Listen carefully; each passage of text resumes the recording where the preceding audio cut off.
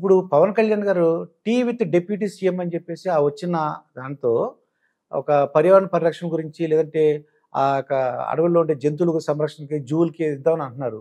ఎలా ఉంది సార్ ఈ ఐడియా అంటారు?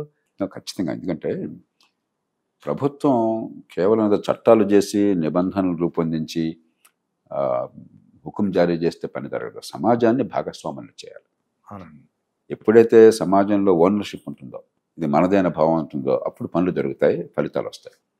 పవన్ కళ్యాణ్ వరకు ఏంటంటే క్రెడిబిలిటీ వల్ల, ఒక సినిమాల్లో గొప్ప స్టార్గా ఉన్నటువంటి జనాకర్షణ వల్ల ఈ ప్రజల్ని భాగస్వాములు చేయడానికి మరి ఏదైతే సమాజంలో మనం కావాలనుకుంటున్నామో మంచి లక్ష్యాలు ఉన్నాయో వాటిని ఉద్యమంలో మార్చడానికి అవకాశం ఉంది.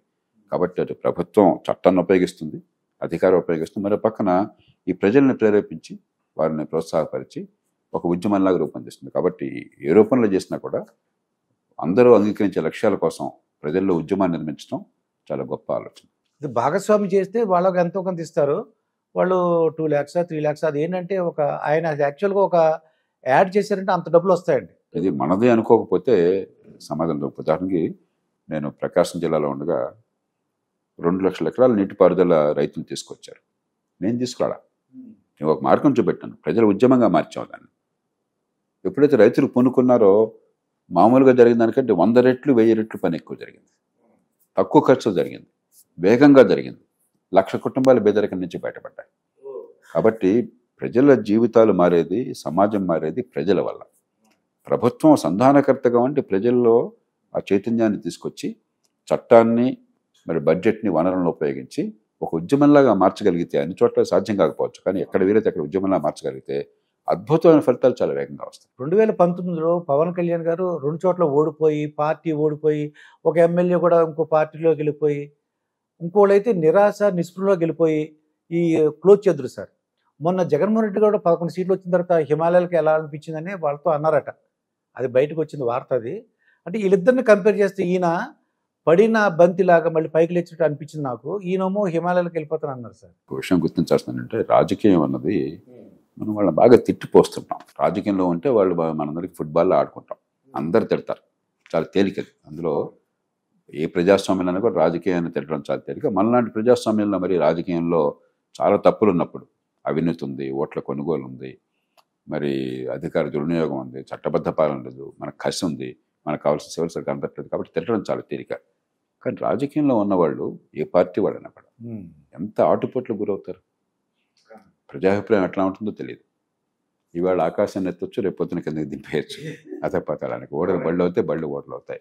ప్రజాభిప్రాయం మారుతూ ఉంటుంది. కొన్ని సందర్భాల్లో మంచి చేసినా ఓడిపోవచ్చు, కొన్ని సందర్భాల్లో చెడు చేసినా గెలవచ్చు.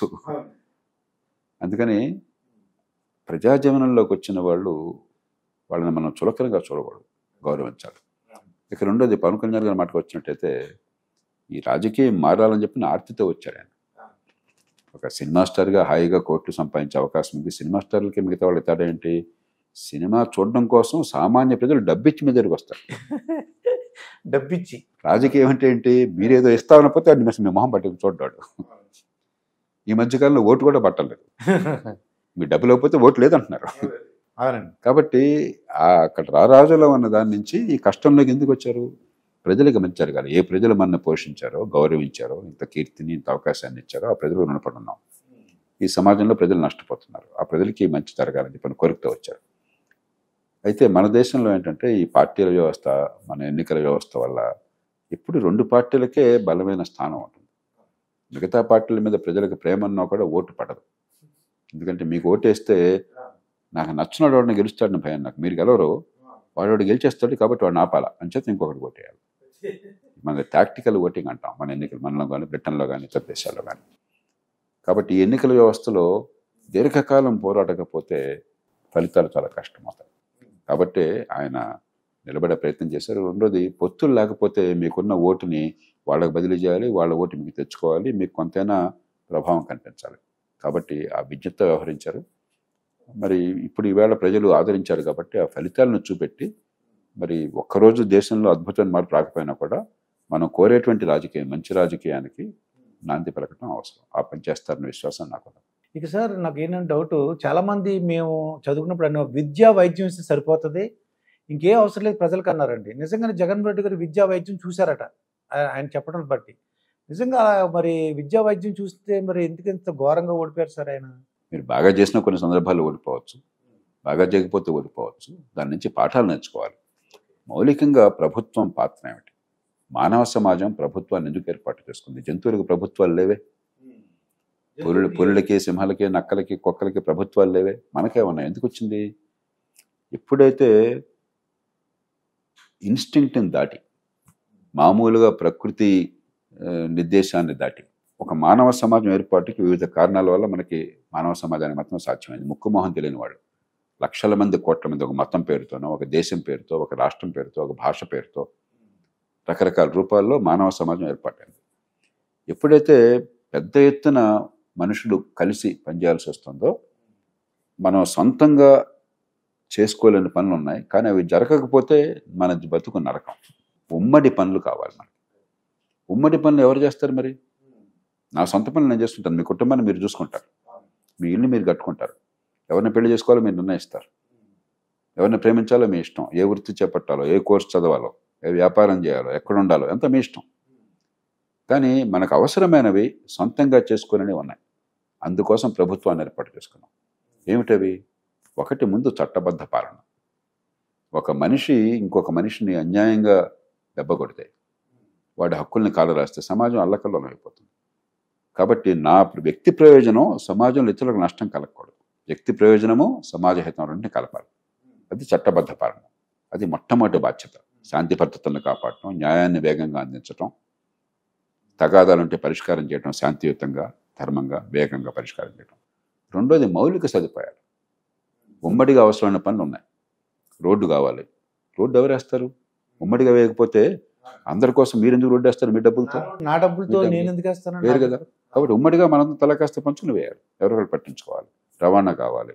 విద్యుత్ అందాలి. విద్యుత్కి మీరు పవర్ టారిఫ్లు ఇచ్చినా కూడా ముందు ఆ సిస్టమ్ ఎవరు బిల్డ్ చేస్తారు? మీరు చేయరు కదా. నా ఇంటికి వచ్చింది మీరు చూసుకుంటారు అంతే. మరి ఇంటికి కరెంట్ రావాలంటే బోడం తతంగం ఉంది. అలాగే మంచినీళ్ళు రావాలి. వర్షం వస్తే వరదలు రాకుండా కాపాడాలి. మరి మురుగునీటి పారుదల కావాలి. టౌన్ ప్లానింగ్ కావాలి. రోడ్లు సరిగ్గా ఉండాలి. మీరు ట్రాఫిక్ని కూడా నియంత్రించాలా. కాబట్టి ఈ మౌలిక సదుపాయాల కల్పన అనేది కీలకమైనటువంటిది. మూడోది ప్రభుత్వం చేయాల్సింది విద్య, ఆరోగ్యం. మనకి విద్య, ఆరోగ్యం జగన్మోహన్ రెడ్డి గారు మరొకగానే వారు చాలా చేశామనుకుంటున్నారు. చేశామనే సంకల్పం ఉండడం వేరు, చేయటం వేరు. రెండుకి మధ్య చాలా తేడా ఉంది. భారతదేశంలో అన్ని ప్రభుత్వాలు బ్రహ్మాండంగా చేశామని చెప్తున్న విద్య. కాంగ్రెస్ వాళ్ళని అడిగితే మేము రైట్ టు ఎడ్యుకేషన్ యాక్ట్ మేము తెచ్చామండి అంటారు. బీజేపీ వాళ్ళని అడిగితే మేమేనండి సర్వశిక్ష అభియాన్ పెట్టింది అంటారు. లేకపోతే కాంగ్రెస్ వాళ్ళని అడిగితే నేషనల్ హెల్త్ మిషన్, నేనే ఇప్పుడు ఎన్ఐసిలో సభ్యుడిగా ఉండి మేము దాన్ని ప్రతిపాదించి తీసుకొచ్చాం, నేషనల్ హెల్త్ మిషన్ మేము పెట్టామండి అంటారు. మరొకళ్ళు ఇంకోటి చేశామండి అంటారు. ప్రధానమంత్రి గారిని అడిగితే ఆయుష్మాన్ భారత్ నేనే పెట్టానండి అంటాడు. అందరూ ఏదో ఒకటి పెడుతున్నారు. కానీ మనకు ప్రమాణం పిల్లలకి మేధస్సు ఏ మేరకు వికసిస్తోంది, ఏ మేరకు విద్య అందుతోంది, నైపుణ్యం అబ్బుతోంది. మన కుటుంబాలకి ఏ మేరకు మంచి ప్రమాణాల ఆరోగ్యం జేబులో ఖర్చు లేకుండా అందుతోంది. ఆ ఫలితాలను చూడకుండా నేను ఎంత కష్టపడ్డాను, అది చేశాను, ఈ డబ్బు పెట్టాను, నాకేం కావాలా? 55,000 కోట్లు విద్య కోసం ప్రభుత్వాలు 2 రాష్ట్రాల్లో ఖర్చు పెడుతున్నాయి, ఆంధ్రప్రదేశ్, తెలంగాణలో. 180 మందికి పొట్టకొస్తే అక్షరం రావట్లేదు. నేను డబ్బు ఖర్చు పెట్టానంటే నా డబ్బు నువ్వు ఖర్చు పెట్టావు వృధాగా, నా పిల్లలకు చదువు రాకుండా. అది చేసిన పని ఎట్లా అవుతుంది? కాబట్టి నాకు ఊరికే నీ చేశానని చెప్పుకుంటే నాకేం సంతృప్తి లేదు. ఏం జరిగిందో చెప్పు. అది రిజల్ట్ రీచ్ అయిందా లేదా, వాళ్ళు నేర్చుకున్నారా లేదా? వీటితో పాటు ఈవేళ మరికొన్ని మార్పులు కావాలి. దేశంలో అందరినీ భాగస్వాములు చేయాలి అభివృద్ధిలో అన్నట్లయితే పెట్టుబడిని ప్రోత్సహించాలి. ప్రతి కుటుంబానికి, నిరుపేద కుటుంబాలకు సైతం నాకు కూడా ఆర్థికంగా ఎదిగే అవకాశం ఉంటుంది, నా పిల్లలకు అవకాశం, నమ్మకాన్ని కలిగించాలి. దాన్ని తగ్గట్టుగా వాళ్ళ నైపుణ్యాన్ని పెంచాలి, పట్టణీకరణ మార్చాలి. ఇది ప్రభుత్వాల పాత్ర. అంతేగాని ఇది చేసి అన్ని ఊరుకున్నాను. జగన్మోహన్ రెడ్డి గారు గొడవ ఏంటంటే బటన్ నొక్కాను అంతా అయిపోయింది అనుకుంటున్నారు. కాదు, బటన్ నొక్కితే అయిపోయేది కాదు. ఇది సంక్షేమం కావాలి, కానీ సంక్షేమంతో పరిపాలన కాదు, సంక్షేమ పరిపాలన కాదు. ఓల్డ్ పెన్షన్ స్కీమ్ ఒకటిను జీపీఎస్ అని ఒకటి ఉంది సార్. ఇది అసలు ఏంటి సార్? ఇది జీపీఎస్ క్యాన్సిల్ చేశారని ఒక పేపర్లో వచ్చింది నాకు. దీనివల్ల ఇబ్బందులు, ఓపీఎస్ అనేసి ఇబ్బందులు పడుతున్నారు ప్రజలే అని అంటున్నారు. కొంచెం సామాన్య ప్రజలకు అర్థం కావాలి. మన దేశంలో ఏమవుతుందంటే, ఎవరం పన్నులు కడుతున్నామో, ఉద్యోగస్తులకి సంతోషంగా ఉంటుంది. చెప్తా, ఎవరం పన్నులు కడుతున్నామో, ఎవరు ఓటేస్తున్నామో, మన ఓటుతో ప్రభుత్వాలు వచ్చినాయి, మన పన్ను డబ్బులతో వాళ్ళు బతుకుతున్నారు. దీనిలో ముఖ్యమంత్రికో మంత్రికో ఎమ్మెల్యేకో సొంతమేం లేదు. మనం లేకపోతే, మన ఓటు లేకపోతే వాళ్ళకి అసలు అక్కడ స్థానమే లేదు. మనం డబ్బులు ఇవ్వకపోతే ప్రభుత్వానికి పన్నుల రూపంలో అక్కడ వాళ్ళు ఖర్చు పెట్టడానికి కూడా ఏం లేదు, తినడానికి కూడా ఏం లేదు. కానీ ఏమవుతుంది, ఓటు అయిపోయిన తర్వాత ఏ ఓటు వేసే వాళ్ళని, పన్నులు కట్టే వాళ్ళని పక్కన పెట్టి ఎవడికి బలం ఉంటే, ఎవడి చేతిలో బడితుంటే, ఎవడు బ్లాక్మెయిల్ చేయగలిగితే, ఎవడు బస్తీ మీద సవాలనగలిగితే వాడు మొత్తం ప్రజల డబ్బుని కంకెరం చేస్తున్నాడు. చట్టబద్ధంగా కంకెరం చేయొచ్చు, చట్ట విరుద్ధంగా కంకెరం చేయొచ్చు. ఉద్యోగులు అవసరం, ఉద్యోగులు ప్రభుత్వ యంత్రాంగంలో భాగం. కానీ ఉద్యోగులు మొత్తం పనిచేసే వాళ్ళల్లో సమాజంలో 3%, 100 మంది ఇప్పుడు మీరు చేసే పని, అక్కడ వారు చేసే పని మొత్తం కలిపితే వీళ్ళు 3 మాత్రమే ప్రభుత్వంలో ఉంటారు. ఉద్యోగుల వల్ల పెద్దగా మనకు పని జరగదు, అవసరమే. కానీ ఇప్పుడు మీ ఒంటి మీద మీ చేతి మీద వాచ్ ఉంది, మీ చేతికి ఒంటి మీద చొక్కా ఉంది, ఈ మైక్రోఫోన్ ఉంది, కట్టుకున్న ప్యాంట్ ఉంది, వేసుకున్న చెప్పులు ఉన్నాయి, కళ్ళజోడు ఉంది, పెన్ ఉంది, వీటిలో ఒక్కటి కూడా ప్రభుత్వ ఉద్యోగులు చేయట్లేదే, ప్రైవేట్. మన చుట్టూ ఉన్నటువంటి ఏ పనైనా మనకు అవసరమైంది మార్కెట్లో కోట్లాది మంది, లక్షలాది మంది కార్మికులు చేస్తున్నారు. ప్రభుత్వం అన్నది ఈ సమాజం మొత్తానికి, ఇందాక నేను చెప్పాను, ఉమ్మడి వసతుల కోసం, సమాజాన్ని కాపాడటం కోసం. కానీ మనం గత 40-50 ఏళ్ళుగా ఏ రకమైన భావాన్ని ప్రవేశపెట్టాం? ప్రభుత్వం అన్నది ప్రజల కోసం కాదు, పన్నులు కట్టేది ప్రజల కోసం కాదు, ప్రభుత్వం కోసం, ప్రభుత్వ ఉద్యోగుల కోసం, మనం ఎన్నుకున్న ఎమ్మెల్యేల కోసం, మనకు ఎన్నికైన మంత్రుల కోసం, వాళ్ళది. ఉద్యోగుల్లో కూడా ఆ భావన ఉంది. ఖచ్చితంగా ఉద్యోగులు మనకు పనిచేయాలి, నిజాయితీగా సేవలు అందించాలి, సమర్థంగా అందించాలి. ఉద్యోగంలో చేరాలని ఎంత తప్పబడుతున్నారు? 100 ఉద్యోగాలంటే 1,00,000 మంది పోటీ పడుతున్నారే. 100 మందిగా చేరేది, మిగతా 99,900 మంది ఎక్కడున్నారు? బయట ఉన్నారు. వాళ్ళ కోసం ప్రభుత్వం ఉంది, కానీ ఈ 100 మంది కోసం ప్రభుత్వం లేదు. సో ఉద్యోగులు ఏమనుకుంటున్నారు? మార్కెట్ 20,000 జీతంతో పనిచేసేదానికి నాకు 60,000 కావాలా, ఇస్తున్నారు. ఒక టీచరు, మీరు విద్యా సంస్థల్లో ఉన్నారు, మీరు 20,000 జీతం ఇస్తే అదే పనికి గవర్నమెంట్లో ఎంత ఇస్తున్నారు? మేము ఒక 20,000 అనుకోండి సార్, వాళ్ళు ఒక 80,000, 70,000 వరకు ఉంటుంది. మీరే చెప్తున్నారు, మీ నోటితో చెప్పారు. మీరు మీ దగ్గర పని చేస్తారు, అక్కడ కొందరు పని చేస్తున్నారు, అందరూ పని చేస్తున్నారా? లేదు కదా సార్. ఒక చిన్న ఉదాహరణ, ఒక డ్రైవరు, మీరు బయట మార్కెట్లో ఇవాళ 20,000 సుమారుగా డ్రైవర్కి, కాస్త అటు ఇటుగా. గవర్నమెంట్లో అతను 40,000, 50,000 ఉంటుందండి. 50,000 అదే పని. ఇక్కడ పని చేస్తాడు పాపం కష్టపడి, అక్కడ చేస్తాడో దేవుడికి ఎరుక.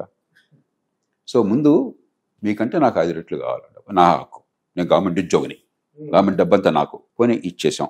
జీవిత పర్యంతం రిటైర్ అయిన తర్వాత కూడా పెన్షన్లు మీరు భరించాలా, ఇవాళ పెట్టండి డబ్బులు, వచ్చే తరం వాళ్ళ మీద భారం పడుతుంది, మీరు మీ డబ్బులు, పన్ను డబ్బుల నుంచి ఇవ్వాలి. పోనీ అది కూడా చూద్దాము. గవర్నమెంట్లో ఉద్యోగుల జీతాలు బాగా పెరిగిపోతున్నాయి, ఇప్పటికే చెప్పాను 3 రెట్లు పెరుగున్నాయని చెప్పాను, ఇంకా పెరిగిపోతున్నాయి ప్రతి పేరు ఇన్కమిస్తో. అది పెరిగినప్పుడల్లా మాకు జీతాలు పెరగాలి, మాకు పెన్షన్లు పెరగాల. దాంతో ఏమవుతుంది, మార్కెట్లో 20,000 రూపాయలతో పనిచేసే ఉద్యోగం అంటే ఆ ఉద్యోగం చేసి రిటైర్ అయిన వాళ్ళ పెన్షన్ 60,000 రూపాయలు ఉంటుంది. మళ్ళీ చెప్తున్నా, మార్కెట్లో ఒక పని చేసే మనుషులకి 20,000 జీతం వస్తే ఆ పని చేసి రిటైర్ అయిన వాళ్ళకి రిటైర్ అయిన తర్వాత పని చేయకుండా 60,000 పెన్షన్ ఇస్తుంది. ఇవన్నీ నేను దృష్టాంతాలు ఇస్తాను. నేను ఎక్కడి నుంచి వస్తుంది? ఇది భవిష్యత్తు నుంచి వస్తుంది. ఆ డబ్బుని ప్రపంచమంతా పెన్షన్లు ఉన్నాయి, ప్రపంచంలో పెన్షన్లు అందరికీ ఉంటాయి, ఆ కెమెరామెన్కి ఉంటాయి, ఆ టీచర్కి, ప్రైవేట్లో టీచర్కి ఉంటాయి, ఫ్యాక్టరీలో కార్మికులకు ఉంటాయి. కానీ అక్కడ ఎలా ఉంటుంది పెన్షను? ఉద్యోగి తను పనిచేస్తున్న కాలంలో డబ్బు పెడతాడు, ఓకే, యజమాని కొంత డబ్బు పెడతారు, ఆ డబ్బు ఒక ఫండ్లో ఉంటుంది, ఆ ఫండ్ పెరుగుతూ ఉంటుంది పెట్టుబడి పెడితే, ఆ ఫండ్లోంచి పెన్షన్ వస్తుంది. ఇప్పుడు ప్రస్తుతం జీపీఎస్ కానీ, కంట్రిబ్యూటరీ పెన్షన్ స్కీమ్ కానీ, ఎన్పిఎస్ కానీ అదే. ప్రపంచమంతా పెన్షన్లు ఎట్లా పెడుతున్నారో అలా పెట్టారు. 2004 నుంచి కొత్తగా రిక్రూట్ అయిన వాళ్ళందరికీ. అంతకుముందు చేరారు కాబట్టి మంచి చెడు ఈ దేశం ఆ బాధ అనుభవించాలి, ఆ మూల్యం చెల్లించాలా, ఆ డబ్బులు ఖర్చు పెట్టాలి, మన కర్మ. కానీ కనీసం కొత్తగా వచ్చిన వాళ్ళకి అలా చేస్తే భవిష్యత్తును కాపాడుతాం. లేకపోతే ఏమవుతుంది, ఖజానా డబ్బులన్నీ కూడా జీతాలకి, పెన్షన్లకి సరిపోతుంది. అంటే ప్రభుత్వం అనేది ప్రభుత్వోద్యోగుల్ని పోషించడం కోసం తప్ప సమాజానికి సేవ చేయడం కోసం కాదు. ఆ డబ్బులు దానికి ఖర్చు అయిపోతాయి. వీళ్ళందరూ ఎలా రిక్రూట్ అయినా 2004 తర్వాత భారతదేశంలో కానీ, రాష్ట్రాల్లో కానీ ఈ నిబంధనల మేరకు నీకు ఉద్యోగం ఇది, జీతం ఇది, టైం స్కేల్ ఇది, నీకు పెన్షన్ పద్ధతి ఇది, దాని మేరకే ఇన్ని లక్షల మంది పోటీపడి కొంతమంది ఎంపికైనారు. ఎంపిక అయినాక నువ్వు బండి ఎక్కి కూర్చున్నావు, బండిలోకి ఎక్కడైన వాళ్ళు లక్షల మంది ఉన్నారు బయట, వాళ్ళందరూ నిన్ను పోషించాలా? నువ్వు పల్లకీలు మోసే బోయిలుగా ఉండాలా? నువ్వు పల్లకీలు అసెంబ్లీలో కూర్చోవాలా? ఎట్లా సాధ్యమవుతుంది ఏ దేశంలోనే కూడా?